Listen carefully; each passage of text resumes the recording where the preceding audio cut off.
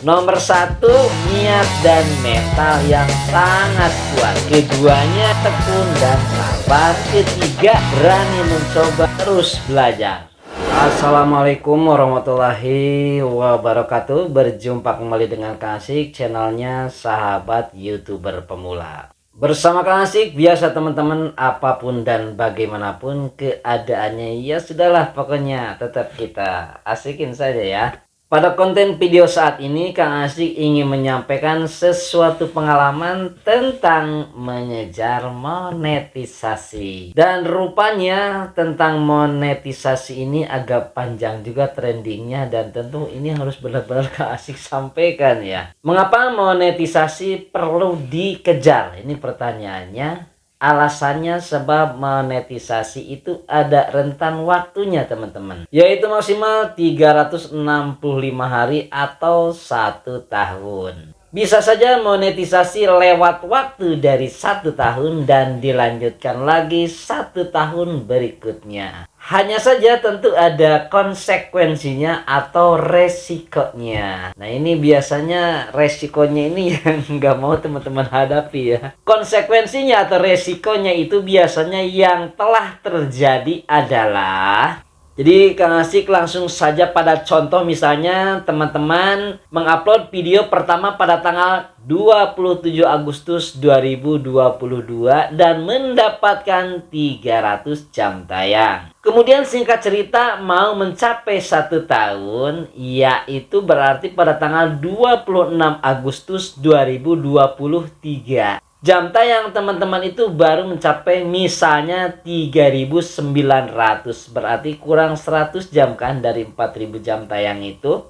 Lalu pada tanggal 27 menjelang 28 Agustus 2023, jadi malam pergantian tahunnya nih ya, jam tayang kita bisa saja akan berkurang menjadi 3.600. Karena dalam waktu tersebut kita belum mencapai target, maka jam tayang kita akan dikurangi dengan jumlah jam tayang di setiap video yang melewati waktu 1 tahun tersebut. Jadi teman-teman, hal ini bukan berarti jam tayang kita yang sebelumnya itu hangus. Akan tetapi jam tayang kita tahun sebelumnya ya tetap masih ada. Akan tetapi ya itu tadi, kalau dalam 1 tahun teman-teman belum mencapai monetisasi, maka jangan heran kalau jam tayangnya akan ada yang berkurang. Jadi itu saja risikonya teman-teman. Berdasarkan pada pengalaman Kang Asik dalam mencapai monetisasi yang selama 10 bulan itu, kalau sudah sedikit paham seperti sekarang ini teman-teman ya. Jadi kata Kang Asik, kalau 10 bulan mencapai monetisasi itu sebetulnya terlalu lama. Jadi keburu lelah teman-temannya. Jadi bukan orang lain, Kang Asik ngerasain sendiri ya. Karena apabila sudah merasakan monetisasi seperti sekarang ini, betapa lelahnya kita dihadapkan dengan keadaan setelah monetisasi. Bayangkan saja teman-teman, penghasilan kita itu per konten videonya. Jadi pada awal-awal monetisasi rata-rata paling untung ya berkisar 5 rupiah, 1 rupiah. Bahkan ada yang 0,3 rupiah. Jadi ketika teman-teman berbicara tentang 0, sekian dolar, 0, sekian dolar, itu betul adanya teman-teman ya. Untuk mencapai 1.000 rupiah per konten videonya itu memerlukan waktu yang relatif lama teman-teman ternyata. Jadi tergantung dari kualitas konten videonya. Karena ini akan sangat berhubungan dengan minat penonton. Apabila minat penontonnya sedikit, dengan sendirinya iklan pun tidak akan ada yang masuk. Dengan iklan sedikit yang masuk, maka penghasilan kita sebagai konten kreator tentu akan sangat sedikit pula. Sehingga kepada sahabat YouTuber Kang Asik semua perlu disampaikan sesuatu hal yang sangat penting sekali rasanya, terutama bagi teman-teman yang mempunyai tujuan ingin serius di platform YouTube sebagai YouTuber yang sukses, sebagai konten kreator yang sesuai dengan ekspektasi atau harapan. Dan tentunya sesuai dengan cita-cita masing-masing. Dan hal ini sudah menjadi keharusan untuk YouTuber pemula yang sifatnya tidak ada lagi tawar-menawar. Jadi ini sifatnya kalau kata ngasih wajib ya.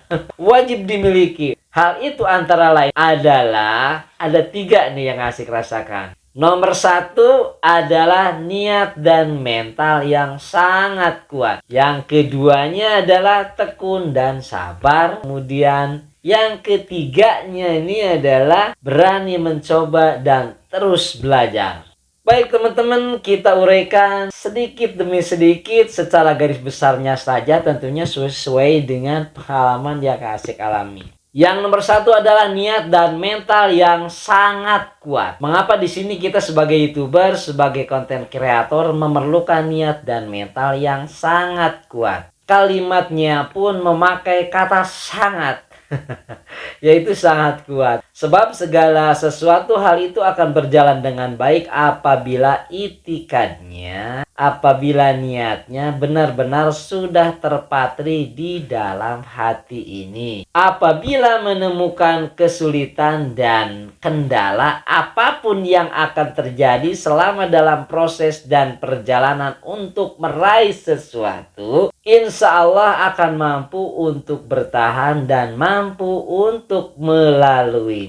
Kekuatan untuk bisa bertahan dan mampu untuk melaluinya itu semua terdapat di dalam sebuah mental yang sangat kuat. Jadi antara niat dan mental itu merupakan suatu ikatan teman-teman ya, yang harus benar-benar teruji dan tidak bisa dipisahkan. Yang kedua ya teman-teman adalah tekun dan sabar. Kadang-kadang kita sebagai manusia biasa tidak bisa terlepas dari sifat manusiawinya. Niat boleh jadi terpatri dan mental pun memang sudah terlatih. Akan tetapi dalam rotasi sebuah kehidupan sering juga terjadi rotasi atau pertukaran emosional secara psikologi yang sifatnya dinamis atau berubah-ubah dari waktu ke waktu, yang disebut fluktuatif seperti grafik. Jadi naik turun seperti itu ya teman-teman. Dan hal ini akan terjadi kepada siapapun. Terjadi kepada teman-teman, terjadi pula sama Kang Asik. Kang Asik sudah merasakan itu semua.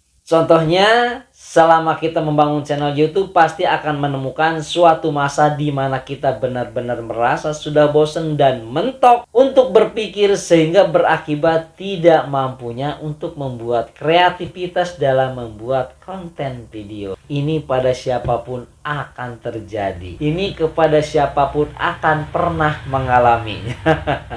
Jadi jawabannya tiada lain dan tiada bukan, kita harus terus bersabar dan bersabar. Hanya ini teman-teman. Kemudian misalnya apabila inspirasi terhenti, berkarya pun tidak jalan, istirahatlah untuk sejenak. Tetapi sambil terus kita tekun mencari rujukan yang bisa membantu untuk semakin membuka wawasan kita. Poin ketiganya nih teman-teman, berani mencoba dan terus belajar. Baik untuk konten kreator pemula yang belum monetisasi ataupun bagi konten kreator atau YouTuber yang sudah monetisasi. Rasa takut itu selalu akan ada. Keadaan takut untuk mencoba sesuatu itu biasanya akibat dari pengalaman yang sudah terjadi. Contoh lagi nih ya. Yang belum monetisasi akan mengalami rasa takut dan ragu melakukan suatu kreativitas kunjungan video dan saling like, komentar, dan memberikan subscribe untuk konten video yang ditontonnya, manakala sering mengalami kehilangan subscriber dan jam tayangnya. Demikian pula ketika konten kreator yang sudah monetisasi akan merasa takut dan ragu melakukan inovasi videonya, manakala misalnya pernah kena flu dolar, kemudian dolarnya berubah kuning simbolnya.